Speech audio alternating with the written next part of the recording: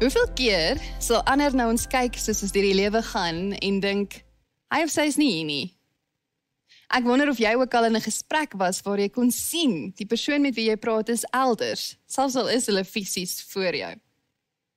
Ek wonder hoeveel keer jy al ergens was, maar jou gedagtes was totaal opgeneem deur waar jy voorheen was, of waarheen jy op pad is. Jy dalk of vasgeklou aan wat was, of gejaag na wat kom.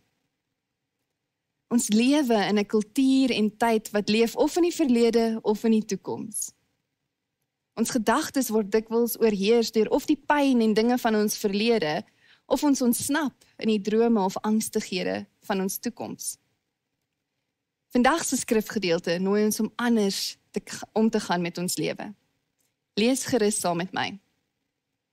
Geseënd is die een wat die woorde van die profesie lees, as ook die wat dit hoor en gehoorsaam wat daarin geskryf staan, want die tyd van beslissing is naby.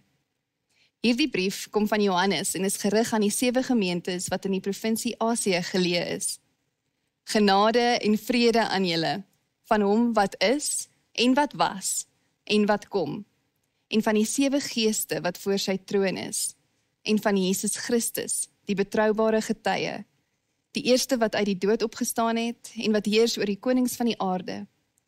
Aan hom wat ons liefhet en ons deur sy bloed van ons sondes verlos het, en ons laat deel in sy koninklike regering. Aan hom wat ons priesters vir God, sy Vader, gemaak het. Aan hom behoort die heerlikheid en die krag vir ewig en altyd. Amen. Johannes skryf aan gelowiges en sê die vrede, die integrasie, die heelheid van God die Almagtige, hy wat bo alles magtig is, hy wat was en wat is en wat sal wees, hy wat tyd is en bo tyd is en tyd gemaak het, sy genade sal met jou wees. Dis 'n uitnodiging na 'n lewe wat op 'n spesifieke manier teenwoordig is vir wat was, wat is en wat kom. Want jy sien, dis nie een of die ander nie, dis almal.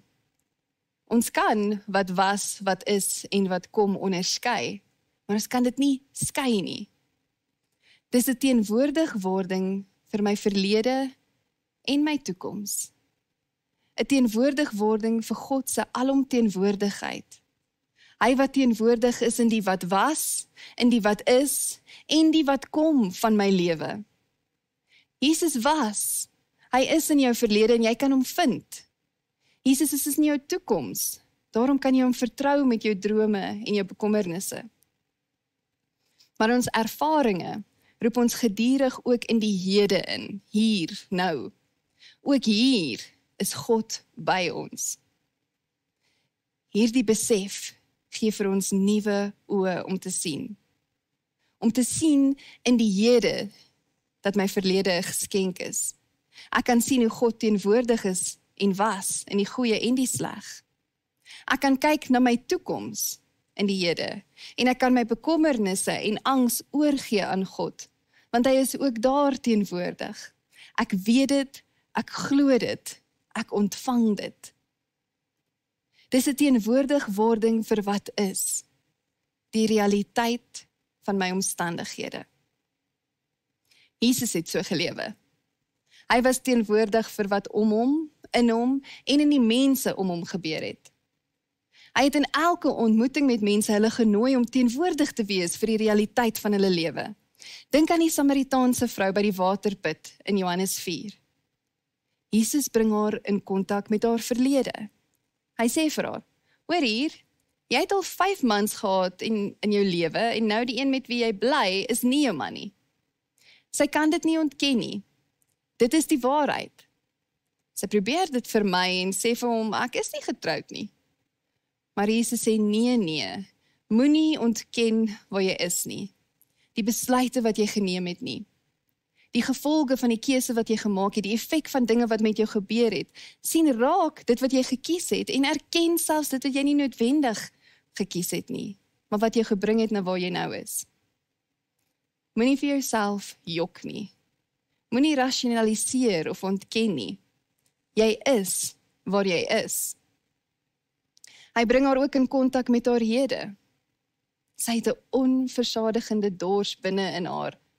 Hy bring haar in kontak met die begeertes en die verlange van haar hart en laat haar sien hoe sy in die verlede patrone gekies het om daardie dors met ander dinge te probeer vul. Hy bring haar in kontak met haar toekoms. Hy nooi haar om teenwoordig te wees vir 'n veranderde lewe. Hy nooi haar na nuwe moontlikhede waar sy laat gaan wat sy moet laat gaan uit haar verlede en haar hede en waar sy sekere dinge moet opneem of verander, tree moet neem om in hierdie lewe in te stap. En in daardie oomblikke ontvang sy die vrede en genade van die Almagtige. Wanneer sy teenwoordig word tot haar lewensreis, dan word sy teenwoordig vir die alomteenwoordige. Die een wat lewende water is, die een wat haar dors les, die een wat herstel en heel maak, die een wat haar nooi na 'n ander tipe lewe as wat sy ooit self sou kon dink of droom. 'n Lewe saam met hom. Wanneer ons teenwoordig word, gaan daar 'n nuwe wêreld oop. Nie 'n ander wêreld nie, 'n wêreld hier wat anders is. Waar niks dalk aan die omstandighede dadelik verander nie, maar alles verander.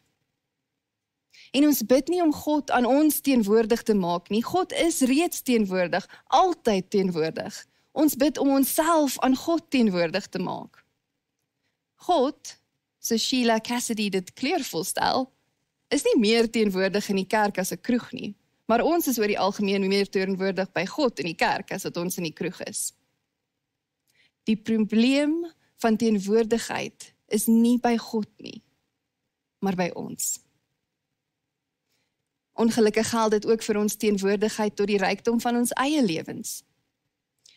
Te dikwels is ons nie teenwoordig aan die skoonheid, die liefde, genade wat in die gewone oomblikke van ons lewens opduik nie. Oorvloed is daar, maar ons is nie. As gevolg van rusteloosheid of moegheid, afleiding, woede, obsessie, wonde, haas, wat ook al, is ons te dikwels nie genoeg in onsself om te waardeer wat die oomblikke van ons eie lewens inhou nie. Ons dink aan ons lewens as verarmd, vaal, klein, nie die moeite werd om ons volle harte in te sit nie. Maar, soos met gebed, is die skuld van nie teenwoordigheid aan ons kant. Ons lewens is belaai met rykdom, maar ons is nie voldoende teenwoordig in wat daar is nie. 'n aardige stelling, maar ongelukkig waar. Die geheim van gebed is nie om God teenwoordig te probeer maak nie, maar om onsself aan God teenwoordig te maak. Die geheim om skoonheid en liefde in die lewe te vind is basies dieselfde. Soos God is hulle reeds teenwoordig. Die kuns is om onsself aan hulle teenwoordig te maak. Selde is ons genoeg binne in ons eie velle, teenwoordig genoeg vir die oomblik en sensitief genoeg vir die rykdom wat reeds in ons lewens teenwoordig is. Ons ervaring kom vol rykdom, maar te dikwels is ons nie genoeg daarin nie. Ons is weg van onsself, vreemdelinge vir ons eie ervaring, op soek na iets buite onsself wat reeds binne in ons is. Die kuns is om huis toe te kom. God en die oomblik hoef nie uitgesoek en gevind te word nie. Hulle is reeds hier. Ons moet hier wees. Prakties vandag, net 2 maniere wat jou dalk kan help met die hoe op hierdie reis. Eerstens, aanvaar. Ek kan nie in die oomblik leef wanneer ek weerstand teenoor my huidige situasie beleef nie. Baie keer wanneer ons onsself op hierdie ongemaklike plekke bevind, kyk ons vorentoe of agtertoe. Ons gaan baie keer deur die lewe waar ons sê, ek wens dinge was anders. Ek wens ek kon dit eerder so doen. Ek wens dit sal gebeur, sodat. Ons doen dit, want ons weet, om teenwoordig te wees, ontbloot ons onvervulde verwagtinge. Dit ontbloot ons teleurstellings, ons verliese. Dit vra dat ons die pyn voel, met die gebrek sit, en te weet hierdie is oké, en dit nie te onderdruk of weg te steek nie. Nou verstaan my mooi. Ek sê nie dat jy deur die lewe moet gaan met die idee dat jy die lewe se slagoffer is en ek moet nou maar net gaan met wat ook al met my gebeur nie. Om 'n situasie te aanvaar, beteken nie jy hou daarvan of moet daarvan begin hou nie. Dit beteken ook nie dat jy jou gevoelens oor 'n situasie net aanvaar nie. Die uitnodiging is eerder, moenie veg met die lewe nie. Hanteer dit. Johannes 9 sê, don't run from suffering, embrace it. Follow me and I'll show you how. As jy die situasie waarin jy nou is, sien en aanvaar soos dit is jy in 'n beter posisie om te onderskei of jy iets daaraan kan doen en of jy iets daaraan wil doen. Moenie gebeure net as probleme sien nie. Beskou dit eerder as situasies wat hanteer moet word saam met Jesus. As jy elke omstandigheid as 'n probleem sien, dan maak jy die situasie vir jouself nog swaarder, want jy het nie net 'n probleem nie, jy het ook 'n probleem met jou probleem. Verwelkom die ervaring. Aanvaar dit. Moenie teen dit veg nie. Sien in dat wat vandag goed lyk, is môre verby of loop skeef. Wat vandag sleg lyk, verloop dalk op die ou end baie goed. Al wat blywend is dat die Here by jou is om jou in staat te stel om alles te hanteer soos dit is. Dink aan die vrou wat besig is om te skei. Dis moeilik, dis seer, dis onseker. Sy het nie 'n idee hoe haar lewe gaan wees nie. Haar huwelik is dood. Sy het 'n nuwe lewe ontvang, maar sy het dit nie gekies nie. Sy wil dit vermy. Sy wil nie daarby stil staan nie. So sy oorlaai haarself en haar tyd met werk tot en met die punt van uitbranding. Maar as sy teenwoordig is vir haar ervaring, vir dit wat nou is, sou sy kon sien dat God vir haar sy gees gee vir hierdie lewe wat sy nou moet ingaan as jong geskeide vrou. Die man wat vasgevang in die pyn van sy kinderdae van mishandeling is, hy sit met verwyte, met bitterheid, met woede. Hy voel sy kinderdae is dood, gesteel. En dit affekteer sy werk, sy gesin en sy huwelik. Hy kry terapie en die terapeut sê vir hom, Jesus het die disippels 40 dae gegee om te rou en aan te pas na sy dood. Hy gee vir jou 40 jaar. Dit is tyd om te laat gaan en sy gees vir hierdie lewe te ontvang. Hy begin 'n reis om die gees vir die realiteit van sy lewe nou in te gaan. Die tweede ding, skenk aandag. Iemand het eens gesê, as jy vra waarheen die geestelike pad lei, is die antwoord dat jy leer om God in alles te sien. Hoe kyk jy na jou omstandighede? Hoe skenk jy aandag? Dink aan Moses, een van my gunsteling Bybelkarakters. Hy is 'n skaapwagter voordat hy geroep word. Hy het sy skoonpa se skape opgepas en op 'n dag sien hy 'n brandende bos in die woestyn. Nuuskierig toe die bos nie wil uitbrand nie, loop Moses nader. Sy gedagtes was sekerlik oral, by die veiligheid van sy skape en die gevaar van 'n brand. Maar toe hy God se stem uit die vuur hoor roep, Moses, Moses, toe antwoord hy, hier is ek is teenwoordig. Of wat van die vissermanne langs die see van Galilea? Hulle was in die normale ritme en roetine van hulle werksdae. Maar toe Jesus sê, volg my, los hulle alles en volg hom onmiddellik. As hulle nie aandag gegee het, het hulle dit gemis, het hulle God gemis. Wanneer ons aandag skenk aan die normale spasies van ons lewe, word ons wakker vir God se teenwoordigheid. Ons is dankbaar, ons besef, dis vir my gegee. Ek kan niks doen om dit te verdien nie, niks doen om dit te kry nie, dit word aan my gegee. Dis 'n geskenk. Die groot ek is, God self, is altyd teenwoordig. My omstandighede is dalk onseker. Dit voel of ek aan die einde van my lewe is. Jesus verlaat sy disippels en hy sê vir hulle, ek gaan op 'n ander manier by julle wees. Die Gees gaan oor julle kom. Ek gaan nie net met julle, maar met die wêreld wees deur die Gees. Julle omstandighede lyk dalk nou hopeloos, maar daar is iets meer. Julle weet dalk nie nou hoe dinge gaan wees nie, nou dat ek nie op dieselfde manier hier by julle is nie. Julle is dalk nou in pyn en dis seer en moeilik, maar dit gaan beter wees. Hou vas aan my beloftes. Dis geloof. Hebreërs 11 vers 1 sê, om te glo is om seker te wees van die dinge wat ons hoop, om oortuig te wees van die dinge wat ons nie sien nie. Dalk is daar groot verlies, waardeur jy die afgelope tyd gegaan het. Jy het nie antwoorde nie, jy kan nie sien nie.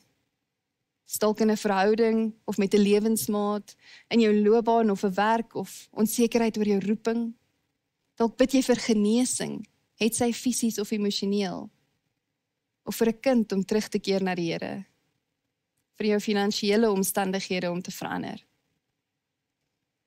Jy word uitgenooi om die Gees te ontvang vir hierdie realiteit waar jy nou is. Om wysheid te ontvang vir dit wat jy moet opneem en dit wat jy moet laat gaan.